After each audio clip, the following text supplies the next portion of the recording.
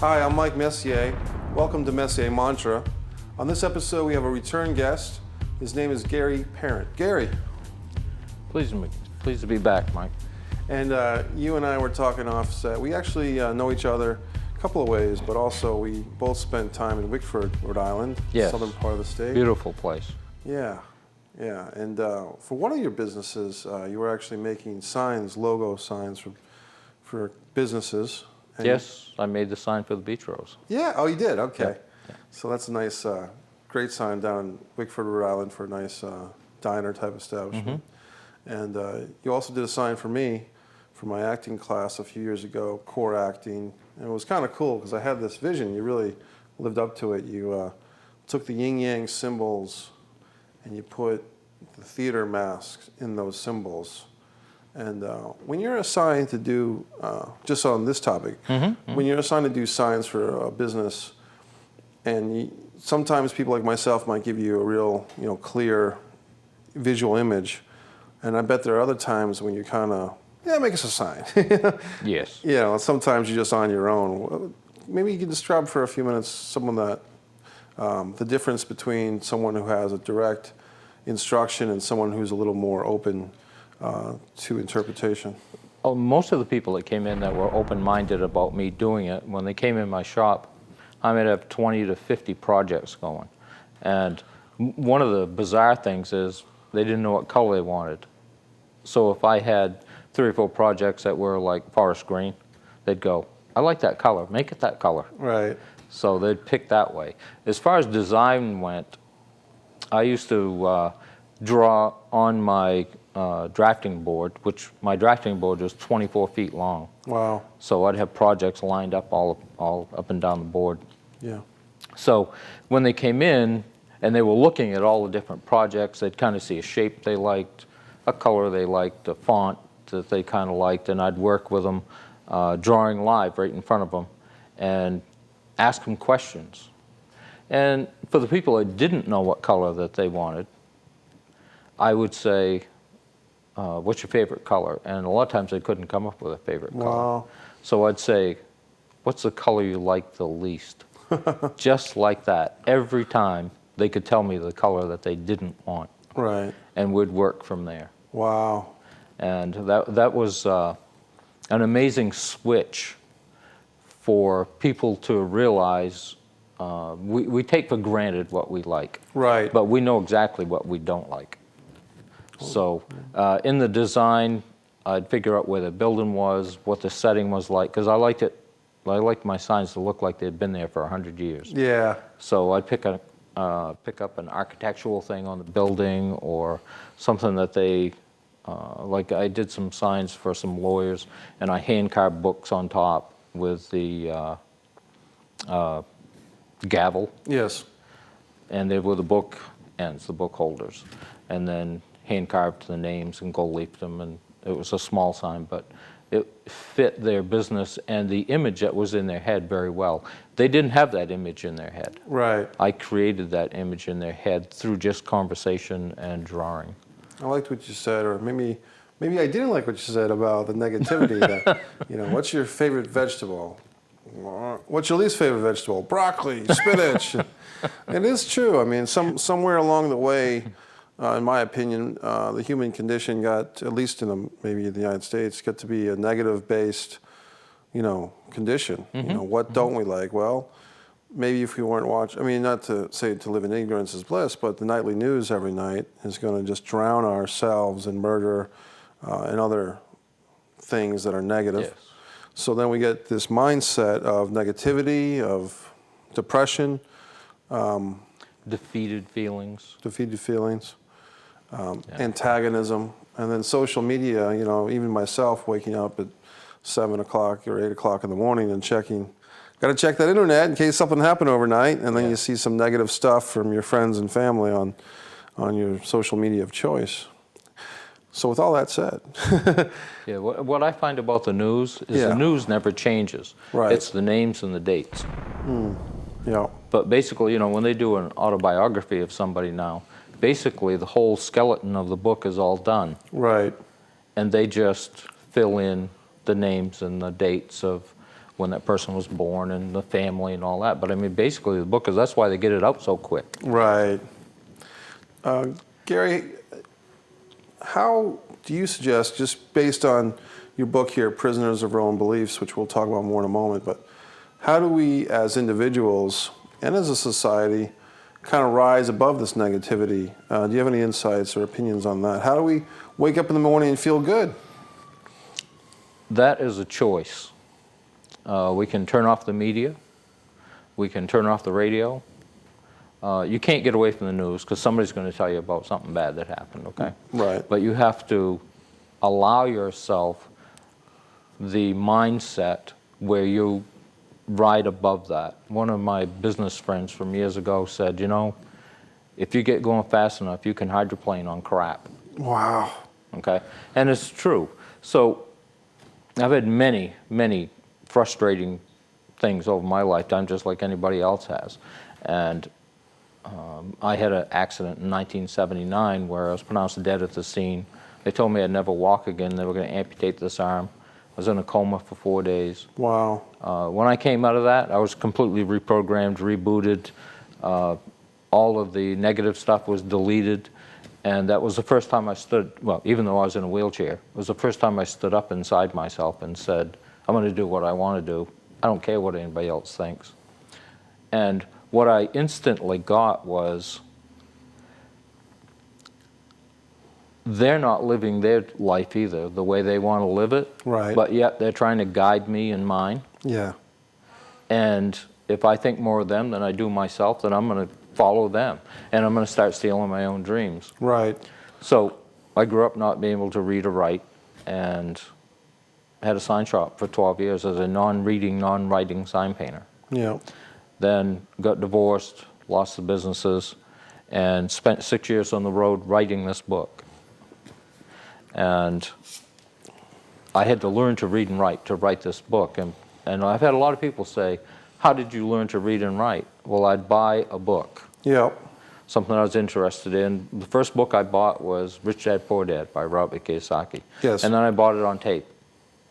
And the 6 years I spent riding in my van, because I wasn't riding at the time that I was actually reading, you know, following in the book, trying to pick up the words.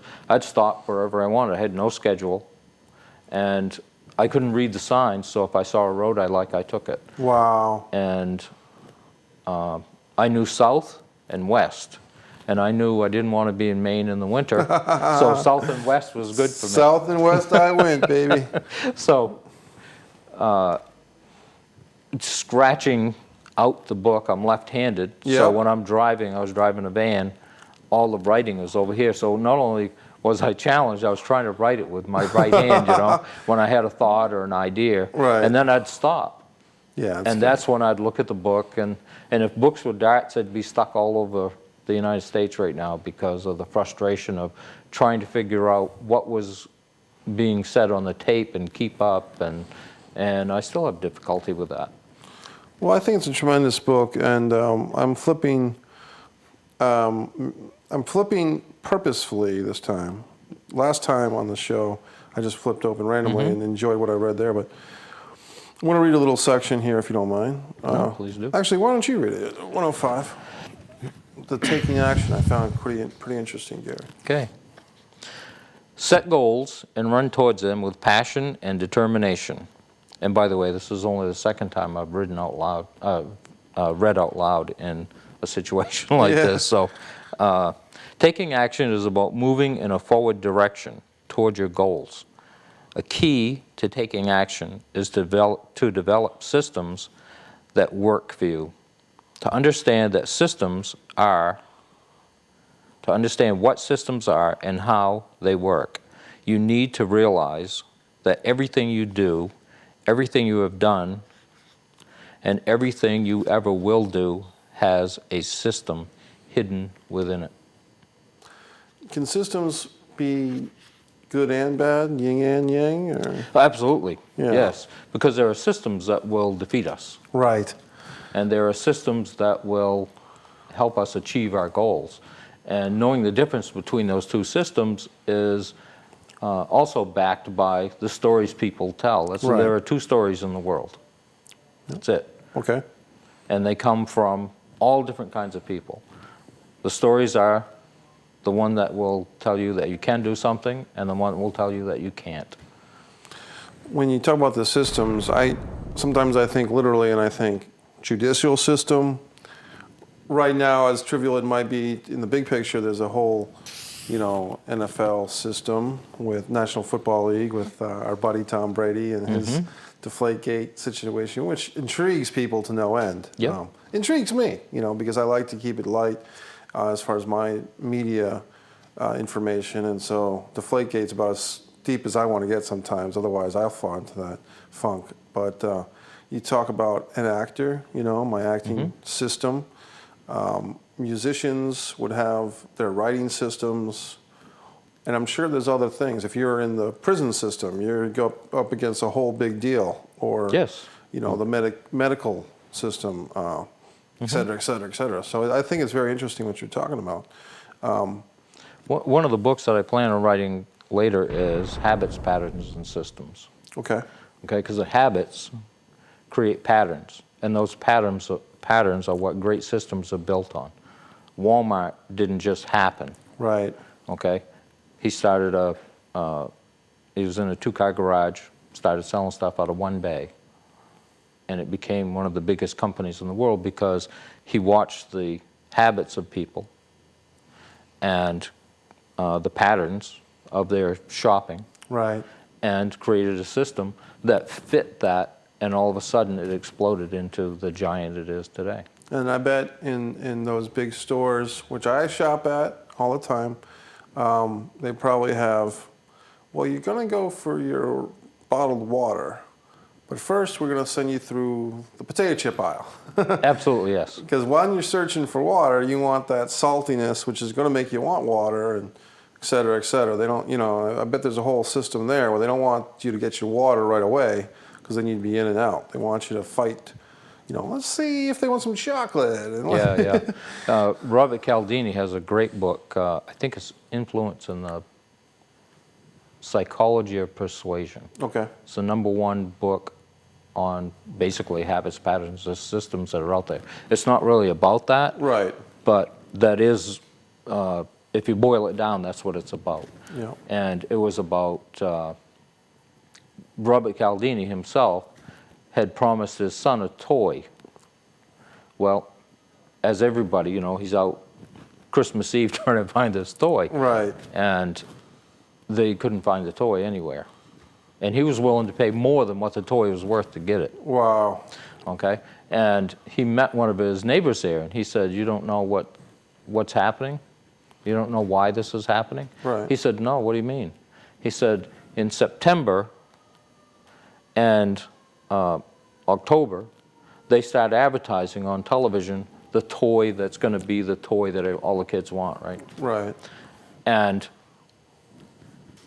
that your son, your daughter, whatever, comes up and says, 'Will you buy me that for Christmas?' Well, it's September and October, of course. Right. Okay? So they say, 'Yes, I'll buy that for you.' And then you forget about it. And they put like 20, maybe 30 of them in every store. Right. And they sell out. Well, your commitment to that child is so great that you'll do anything to get that toy. And that's why when Tickle Me Elmo was the big thing, Yes. there was one person who paid $2,500 for a Tickle Me Elmo. Wow. So it would be under the tree at Christmas time. And what that created, what that did, because that's a psychological Right. warfare, basically, against you that you don't know is being played. So what that did was December was always the biggest month for the toy companies. Yeah. It's not anymore.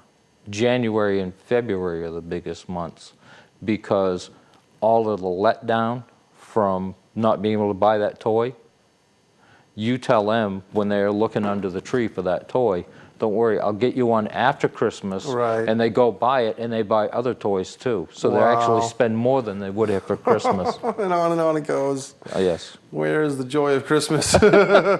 So it's psychological warfare. But anyway, that is a habit Yeah. that they have created, and they have a system where they fulfill that later. Wow. I want to talk about a topic that you had expressed interest in discussing, which I don't know much about. Is it permaculture or horticulture? Yes, permaculture. Yes. And it is raising an edible forest. Okay. And all health, human health, health of the trees, the health of all animals starts with the soil. Yes.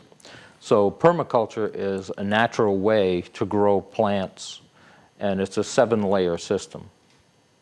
So in this 7-layer system, we have things that grow underground, right. things that grow just above the ground, and we have bushes, then trees, and then some really tall trees, and we create a canopy all the way down.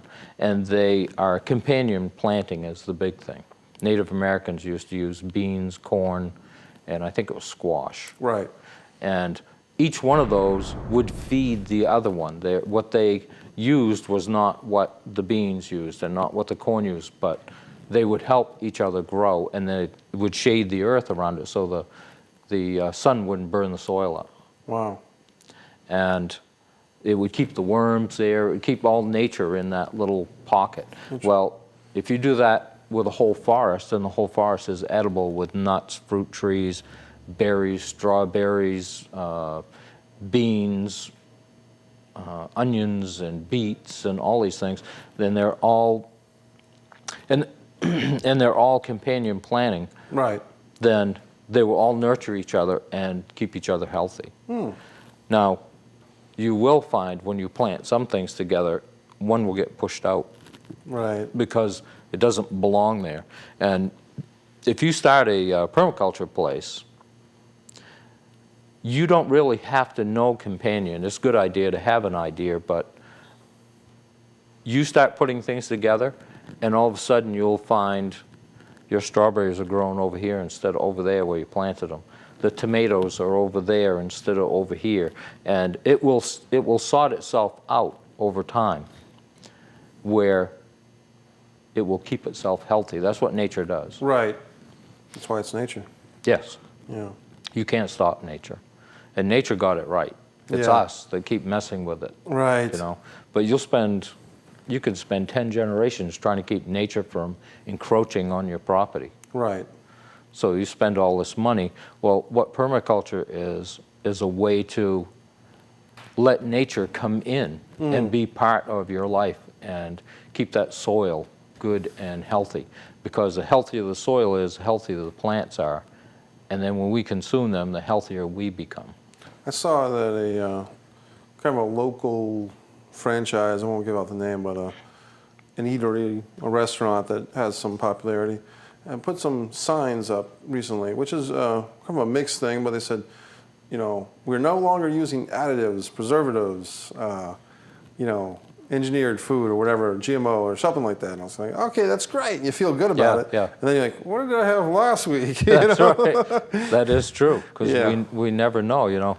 The word natural, right, by law, it's such a psychological word. It's a word used in law to trick people. Right. Because organic, yes, even that's being manipulated. Right. Natural means nothing. It doesn't mean organic. It means it can have pesticides in it and all these things. So we have to be careful when we see the word natural. Right. It's not actually that. It can be anything. Natural, not GMO. deep fried chocolate bananas. Right, right. And if, you know, GMOs are sold to us as they're going to end hunger in all the world and they're going to do all these wonderful things for us. Right.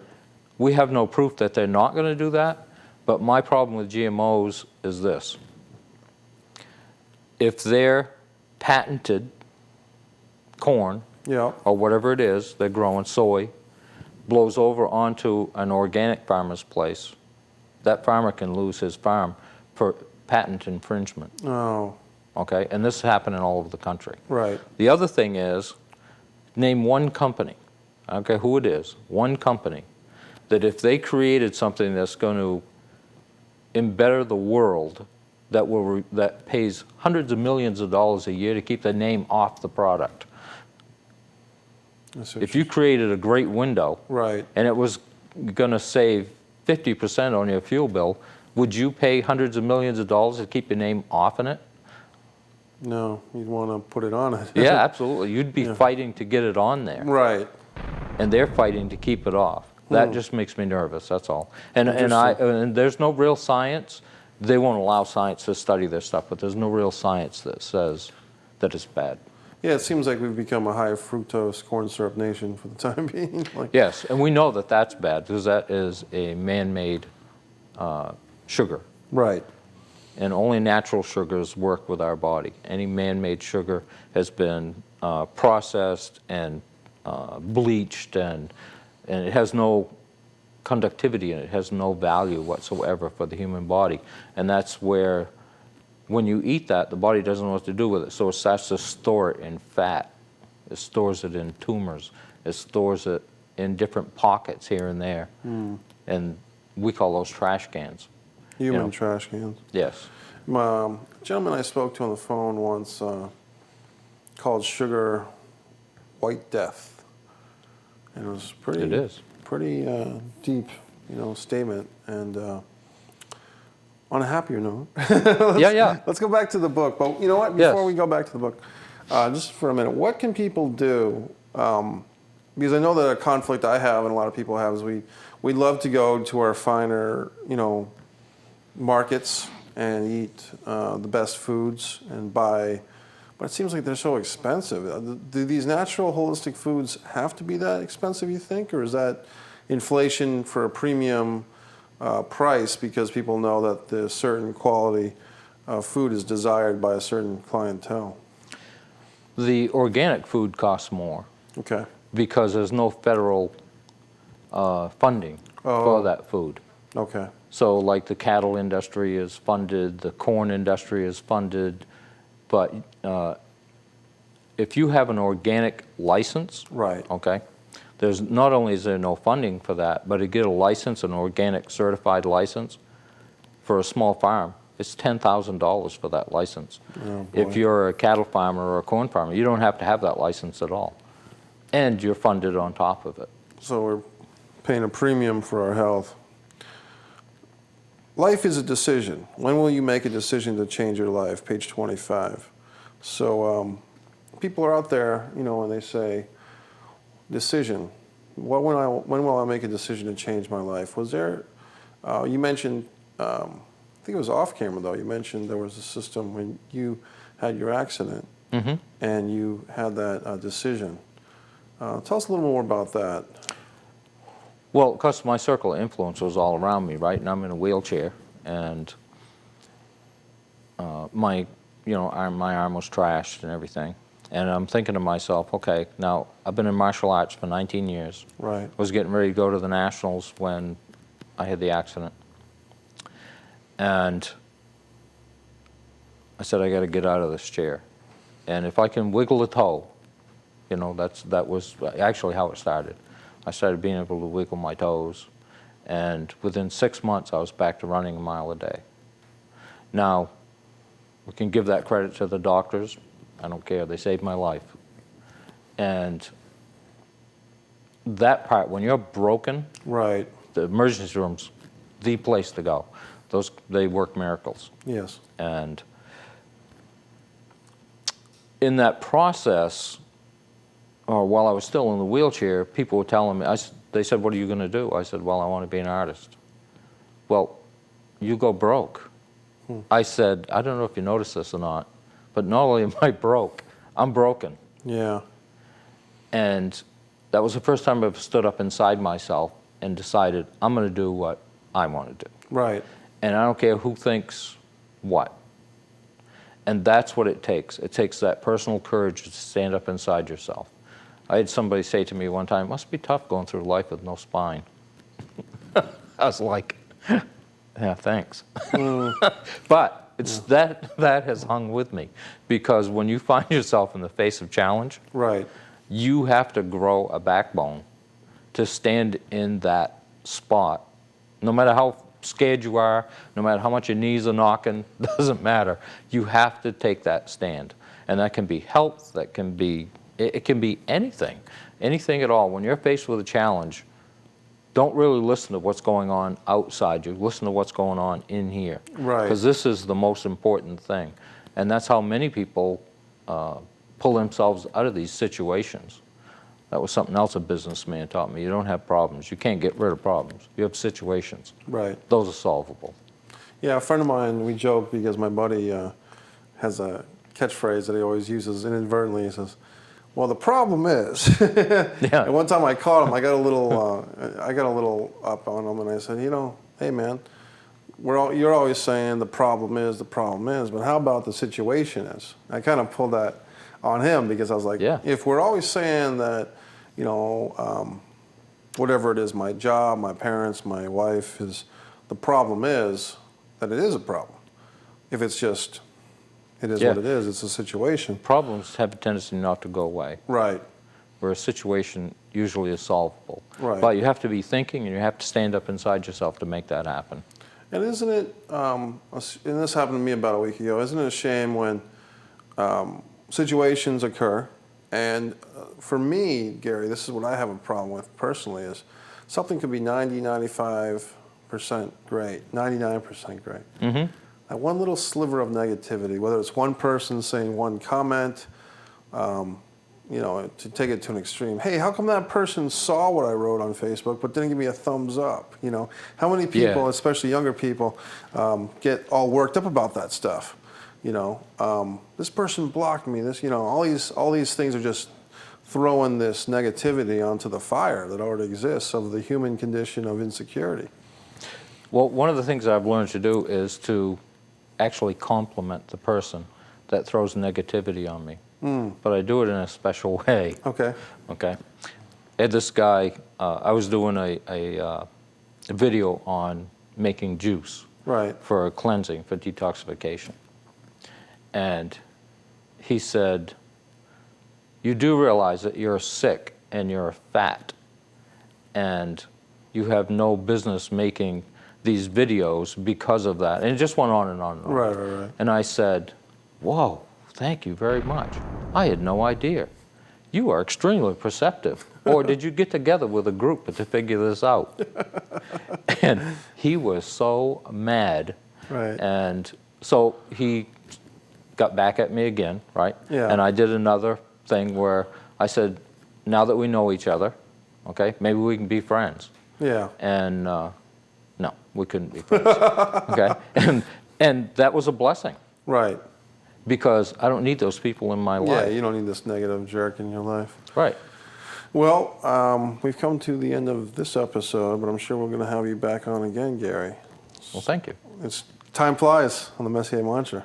It sure does. Thanks, Gary. Thank you, Mike. Great guest. Thank you for watching this episode of Messier Mantra with our guest, Gary Parent. We'll be sure to have Gary on in a future episode. We want to thank you for watching Messier Mantra.